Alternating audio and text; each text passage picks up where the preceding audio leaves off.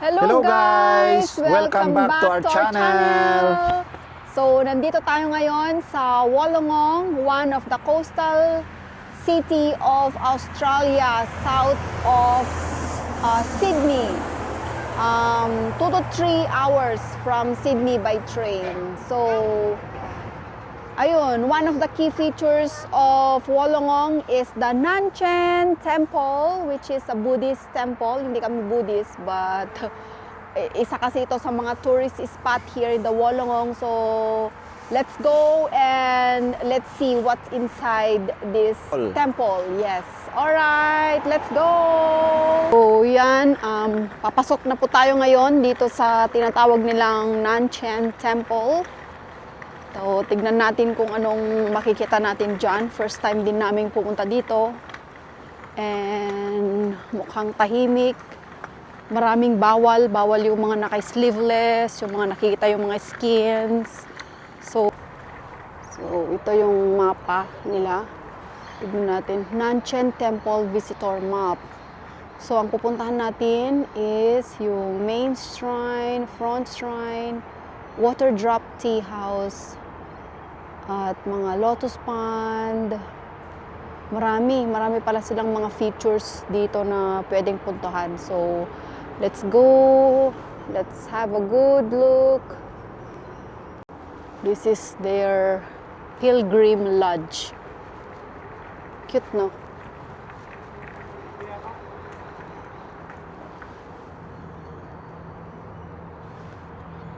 So, I think this is their lotus pond.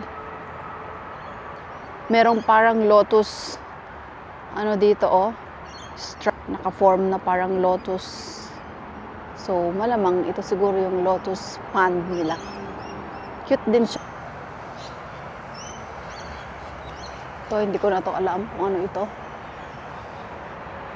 Pero mukha naman siyang maganda. Very peaceful. Parang sarap mag-meditate dito.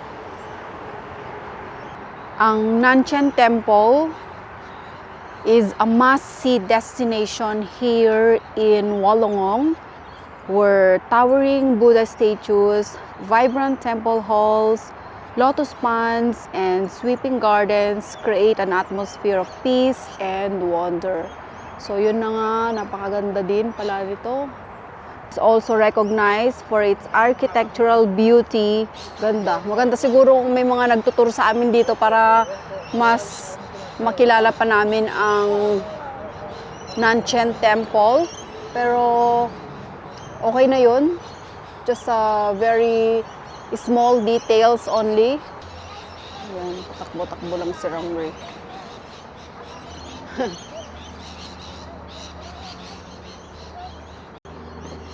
Ayan, umaakyat na tayo. Ito na nga ang sinasabi ko. Masakit sa tuhod. Kaya kailangan mga 5 stairs stop. And then 5 stairs stop. Ganun na lang para tayo ay makaakyat. 1 step at a time. So, bawal mag-video. Ito lang. Dito. Dito lang tayo sa gilid-gilid.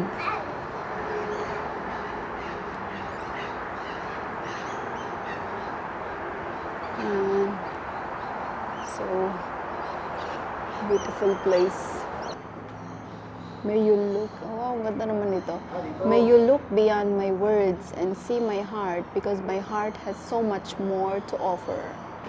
Venerable Master Xing Yun. Wow, galing. Oh, ito din, oh. Kindness and patience reveal your grace. Calm preparation can revive your prospect. Oh, okay.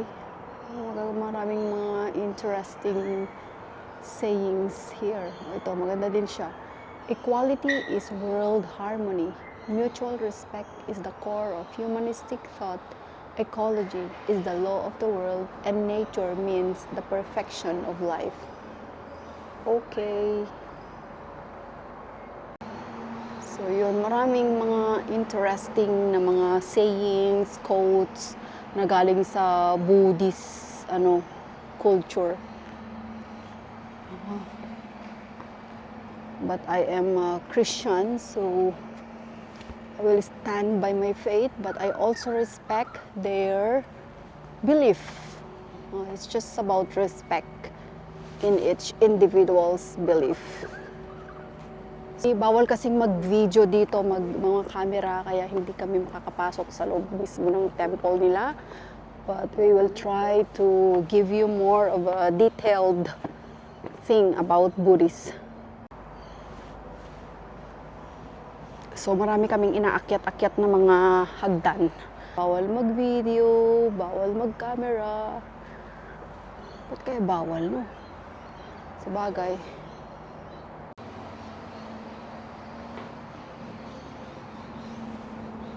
So, wow.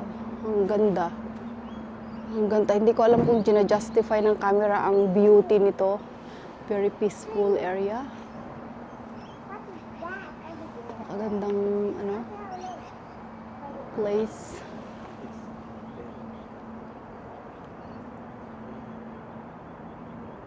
O yan, meron na naman silang saying dito na besides intelligence, we need compassion.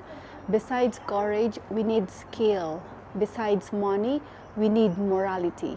Besides eloquence, we need sincerity. So, napakaganda. From Dharma words, from Venerable Master Xing Yun.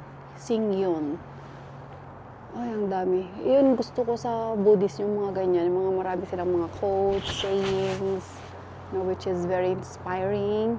Ayun, tignan natin yung isa doon. Gusto ko talaga itong mga sayings nila dito. Yan. So nice place. Ang dami mong makikitang mga sayings, quotes, which are inspiring. You know. Naka-uniform.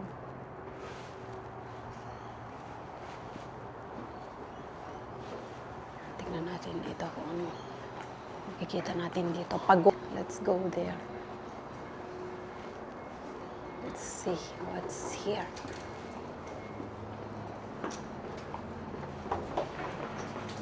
Bundok to. Pataas ang pataas.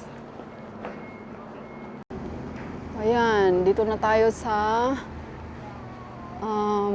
hindi ko alam kung anong place ito, pero ang daming mga rocks. Ewan ko kung anong ginagawa nila dito sa mga rocks na to. Let's have a look. Ano kaya itong mga bato nilang yan mga bato nila. Bato na pinapagpatong-patong nila. Yan may nagpapatong-patong pang mga bato dyan. Ay, hindi ko alam kung anong meaning nito. Let's gonna search. We're climbing up. Ay, grabe. Mountain naman itong view deck pala itong pupuntahan namin, hindi pagoda. Akala ko pagoda. Ay, naku po. Okay naman itong Buddhist na nila, no? Ang dami nilang mga sayings, quotes, ng mga inspiring na mga words. I respect their belief. Hello guys.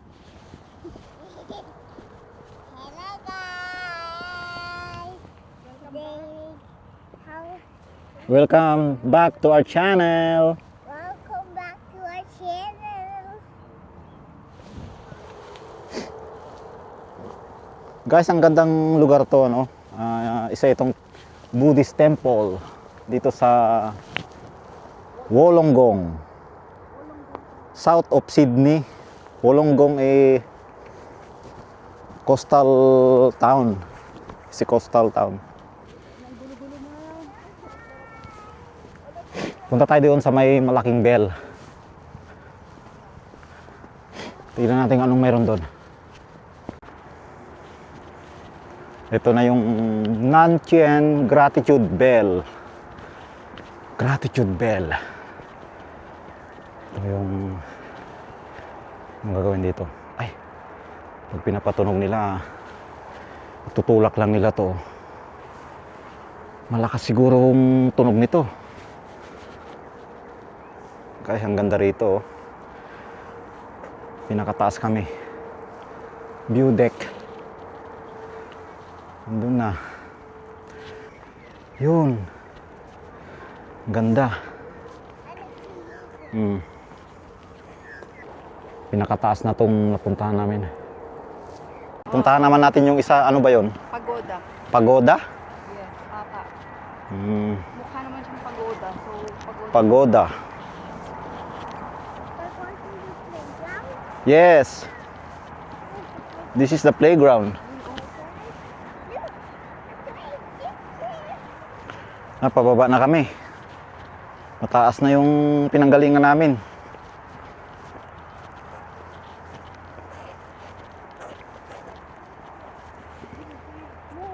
So we are on our way to Pagoda. One of the tourist spot kasi here in Wollongong is the Nanchen Temple. So interesting lang din kasing malaman about the Buddhist culture, Buddhist religion. Interesting siya sa akin kasi very siya. Parang yun nga, ang dami nilang sayings na sinasabi, na very inspiring. And yun, pagoda nga ito. Yun, inspiring siya, napakaganda. Grabe, kung magbabasa ka ng mga sayings nila, napakaganda. Yun, ito yung nila, pagoda nila. Oh, cute. Napakaganda, cool. Wow. Ito naman yung pababa. Tapos on the center naman is yung Buddha nila. Grabe, no? Paka-organize. So, pababa naman tayo ngayon. And a lot discover here on this area. Dami, napakaluwang. Hindi ko alam kung ilang hectares itong nila, place nila ng Nanchen Temple place na ito. Pero napakalaki. Puro lakad lang. At saka wala kang makikitang nag-iingay. Mga birds lang. Which is conducive for meditation. So ang ganda din nito, Let go, be happy, release our cows.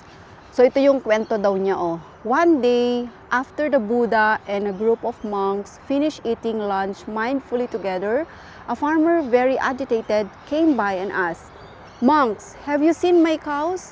I don't think I can survive so much misfortune." The Buddha asked him, "What happened?" And the man said, "Monks, this morning all 10 of my cows ran away, and this year my whole crop of sesame plants was eaten by insects."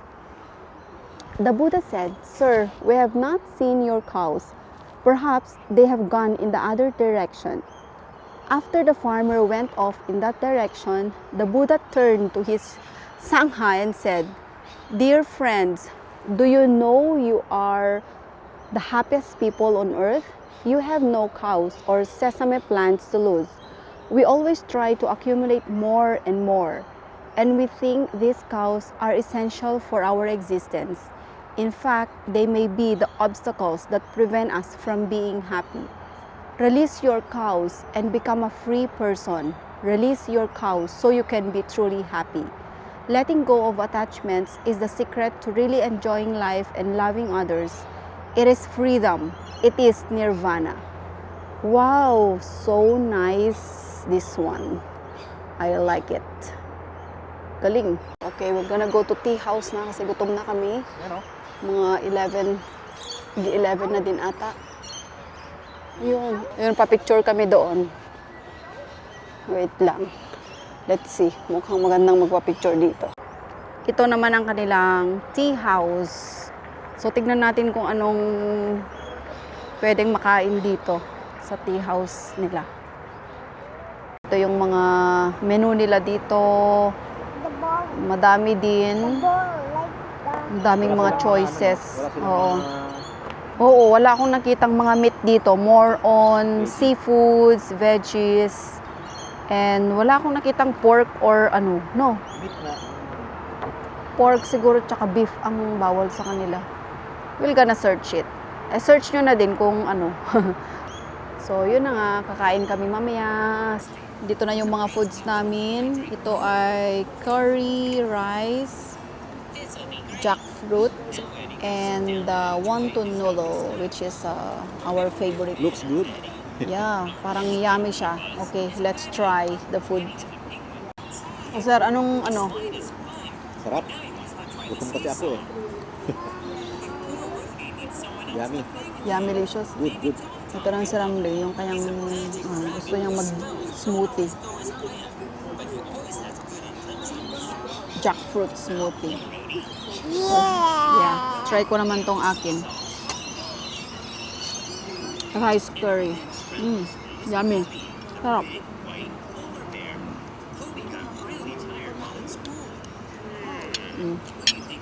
Nice. Good. Delicious. Okay, to wrap up our Nanchen adventure, Nanchen Temple adventure, ang masasabi ko dito is siguro 10 over 10 din kasi very napaka-interesting nung place. Tsaka hindi ko masyadong alam ang Buddhist culture, naririnig ko lang. Parang na-appreciate ko yung mga sayings nila, mga quotes, dami nilang mga inspiring na mga words. And yun, ikaw sir, anong ano mo dito? Anong say mo about Nanchen Temple?